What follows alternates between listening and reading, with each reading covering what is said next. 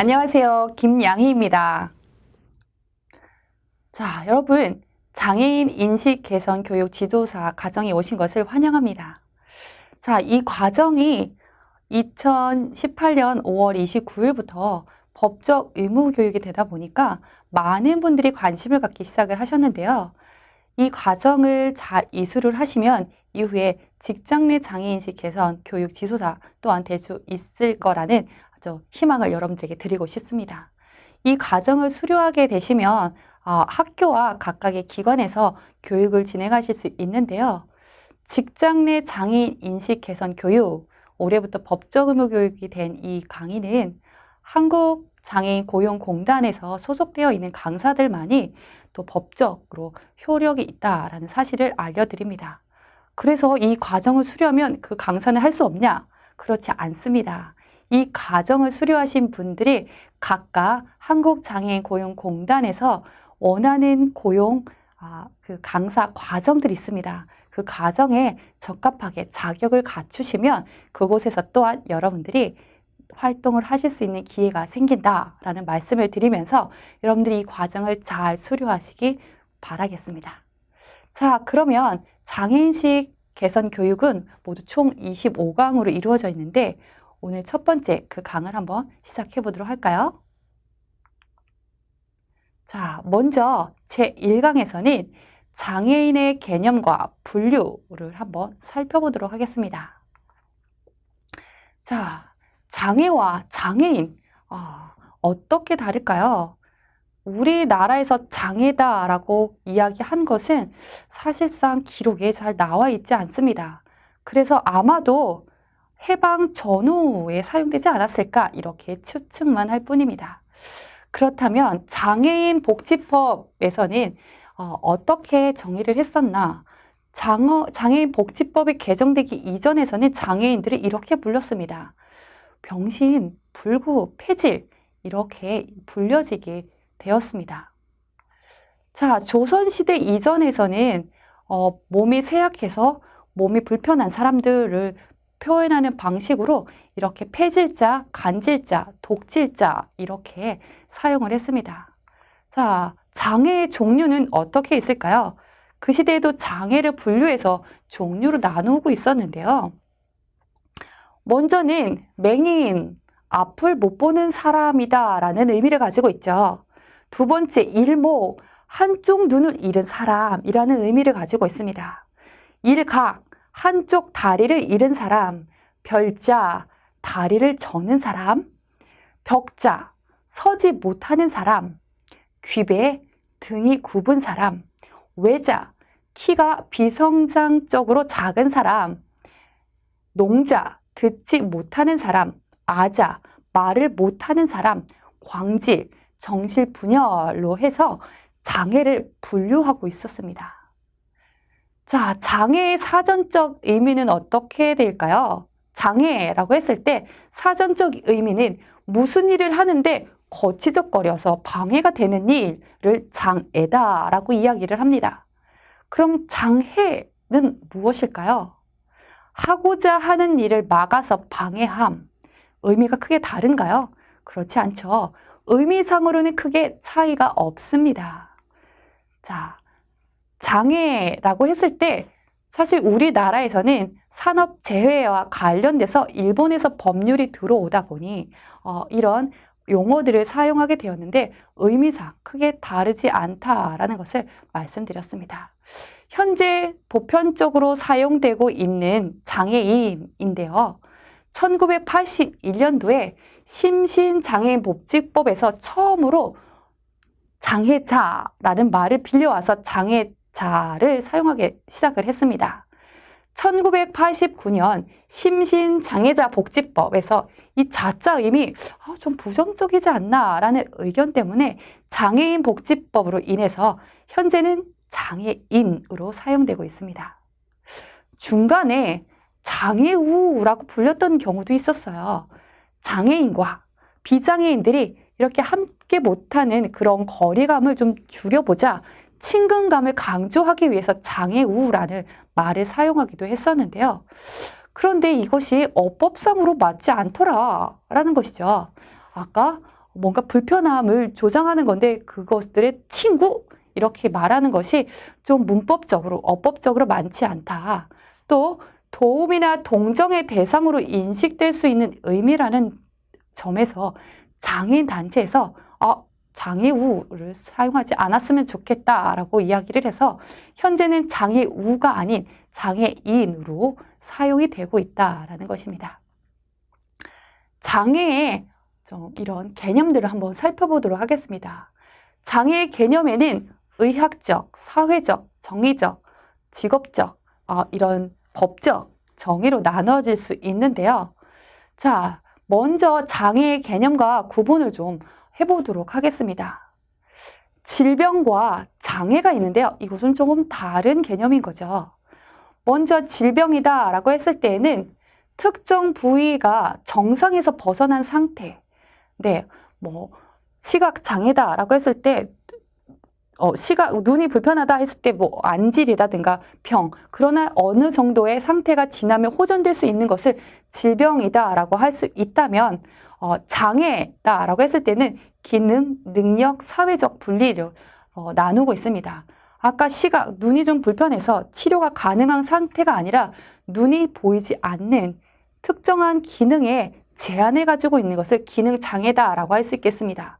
능력장애는 눈이 보이지 않음으로써 글을 읽을 수 없거나 또는 길을 갈 수 없는 이런 특별한 일을 수행하는 데 있어서 능력에 제한을 받는 것이 바로 능력장애다라고 이야기를 할 수 있겠죠. 사회적 분리. 사회적 분리는 눈이 보이지 않음으로써 내가 가질 수 있는 지위 또는 사회적 관계망 이런 것들에 의해서 제한을 받을 수 있는 것으로 이렇게 질병과 장애를 구분할 수 있습니다. 결국 질병은 어느 정도 시간이 되면 회복이 가능하지만 장애다라고 했을 때는 그 기능이 제 상태, 정상 범위 내에 이르지 못하는 경우다라고 할 수 있습니다. 자, 의학적으로는 어떻게 이야기를 하고 있을까요? 자, 의학적이다라고 했을 때는 장애를 굉장히 딱 정상 범위를 딱 규정하고 있죠. 그래서 장애가 명확하게 규명될 수 있다라는 특징이 있습니다. 장애의 정상 범위를 벗어나서 정신의 구조, 기능, 이런 해부학적 측면에서 손상이나 결함을 가지고 있는 이것이 바로 의학적 정의다라고 할 수 있겠습니다. 자, 1975년 UN 총회에서는 장애인의 권리 선언에서 이렇게 이야기를 합니다. 장애인은 선천적이든지 아니든지 또는 신체적, 정신적 능력의 결함으로 인하여 일상생활의 개인 또는 사회에 필요한 것을 확보하는 데 스스로 완전히 혹은 부분적으로 행할 수 없는 사람을 의미하고 있습니다. 자, 그러면 사회적으로는 어떻게 정의를 하고 있을까요? 사회적 역할에 대한 의미로서 장애인에 대한 사회적 시각이다라고 이야기를 할 수 있겠습니다. 자, 장애를 천시하거나 동정의 대상으로 간주하느냐 아니면 동등한 인격체로 대우하느냐 이것은 이후에 장애인이 갖게 되는 사회적 역할을 굉장히 다르게 가져다 줄 수 있다라는 의미를 가지고 있습니다. 미국 장애인법에서는 신체 혹은 정신적 손상 때문에 일상생활의 활동에 있어서 매우 제약을 주는 것 또는 이러한 손상이 있다라는 기록이 있는 경우 이러한 손상을 가진 것으로 간주될 경우 이 중 어느 경우에도 해당되면 적용해 줄게, 법적으로 보호해 줄게 라고 의미적으로 되어 있습니다. 자, 세 번째 직업적 정의입니다. 직업을 찾고 유지하는 데 지장이 없도록 하는 것, 이런 결정을 하는 것에 정의를 두고 있다라고 할 수 있겠죠. 국제노동기구에서의 정의는 신체 장애의 직업 재활에 관한 권고로 제99조에 보면 장애인은 신체적 또는 정신적 결함의 결과로 정당한 직업을 확보, 유지해 나갈 전망이 없는 상당히 손상을 받은 사람이라고 의미를 두고 있습니다. 자, 법적으로는 어떻게 정의를 하고 있을까요? 공식적인 법에서 정한 장애에 대한 정의다라고 할 수 있겠죠. 자, 장애인 복지법 제2조 1항에서 보면 장애인은 신체적, 정신적 장애로 인해서 장기간에 걸쳐서 일상생활 또는 사회생활을 하는데 상당히 제약을 받는 자로 이야기하고 있습니다. 장애인 등에 관한 이런 특수교육법 또는 장애산업재해보상법, 국민연금법, 장애인 고용 촉진 및 직업재활법, 이렇게 장애인 차별 금지 및 권리 구제에 관한 법률 이렇게에 따라서 각각의 장애를 기준하는 범위들은 조금씩 다를 수 있습니다. 이렇게 법적 정의는 다른 것과 다르게 공식력이 있기 때문에 조금 더 강압적으로 이를 추진하고 사업을 계획하고 실행하는 데 있어서 굉장히 효과적이다라고 할 수 있겠습니다.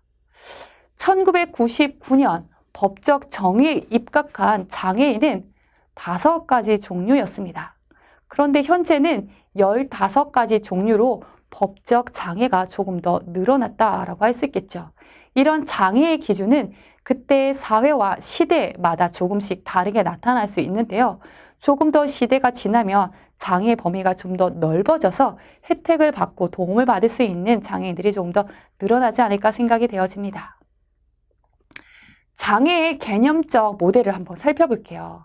개념적 모델에는 개별적 또는 사회적 두 개의 모델로 나누어져 있습니다. 먼저 개별적 모델에는 장애라는 개념을, 이런 현상을 개인의 문제로 간주하고 있습니다. 따라서 개인이 가지고 있는 질병, 상황, 모든 것들이 개인의 문제, 너의 병이야 라고 간주하는 것이죠.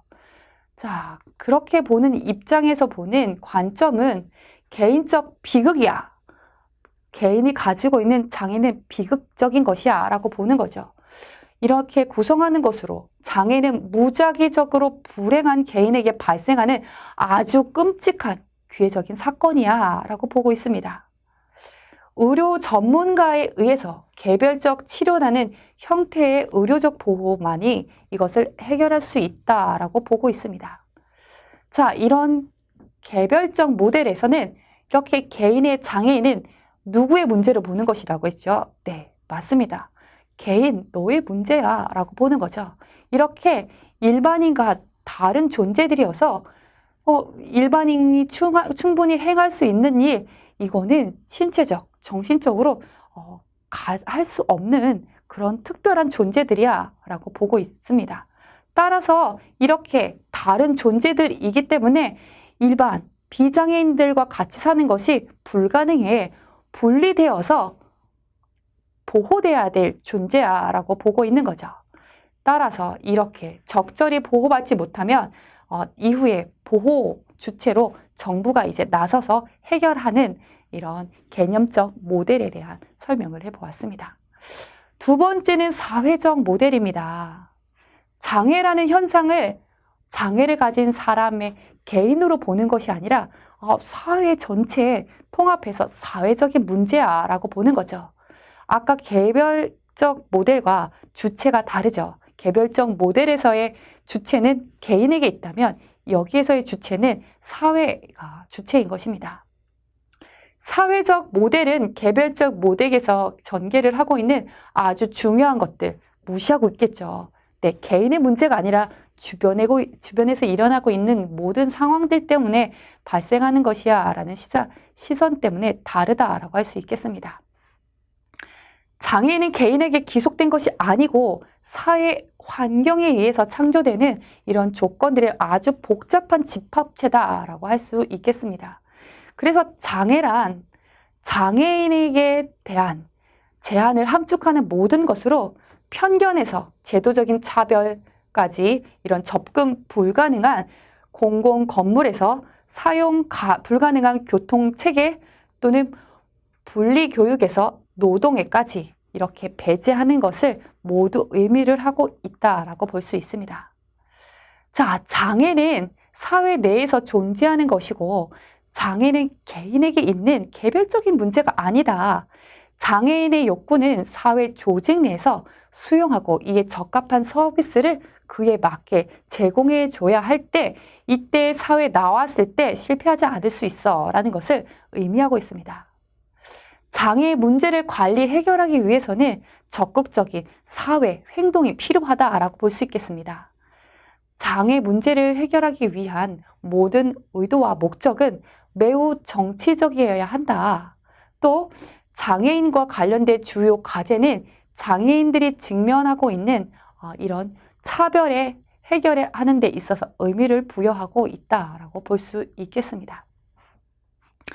일명 소수 집단 모델이라고도 일컬어지기도 하며 장애에 대한 사회적, 정치적 정의가 이곳에 해당을 하고 있다라고 할 수 있겠습니다.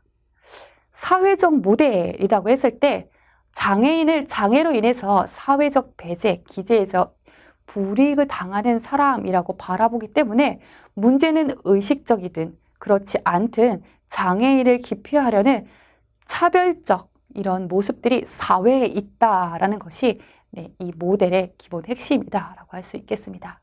따라서 사회에서 차별하는 기제를 없애는 것이 무엇보다 중요한 이슈가 된다라고 할 수 있겠죠. 자, 이런 차별을 좀 없애기 위한 정당한 편의시설을 제공해 준다던가 또는 장애인과 비장애인들의 출발선이 평등하게 보장되어야 한다라는 것이 이 내용의 핵심 내용 중 하나입니다. 사회적 모델에서는 가장 중요한 것이 권리입니다. 장애인에게 권리는 장애인 자신 개인에게 있다라는 이 권리를 굉장히 중요시하고 있습니다. 따라서 시민권이 침해되는 경우는 개인은 한편으로 집단 행동으로 또는 한편으로는 권리 규제 절차가 주체가 되어서 권리를 보장받아야 한다라는 것을 의미하고 있습니다. 자, 이렇게 전체적으로 개별적 모델과 사회적 모델을 살펴보았는데요.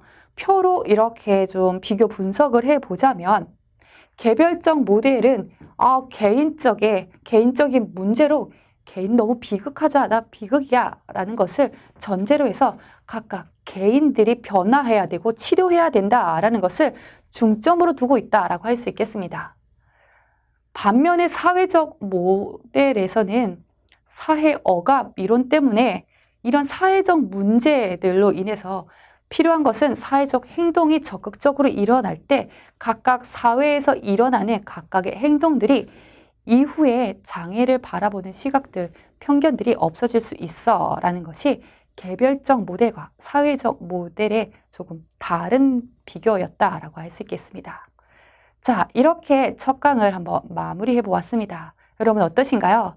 장애인들을 알기 위한 아주 가장 쉬운 용어부터 한번 시작을 해보았는데 앞으로 이어질 모든 강의들은 이렇게 어렵지 않고 쉽게 여러분들께 다가갈 수 있었으면 좋겠습니다. 자, 이번 강의 이것으로 마치도록 하겠습니다. 수고하셨습니다.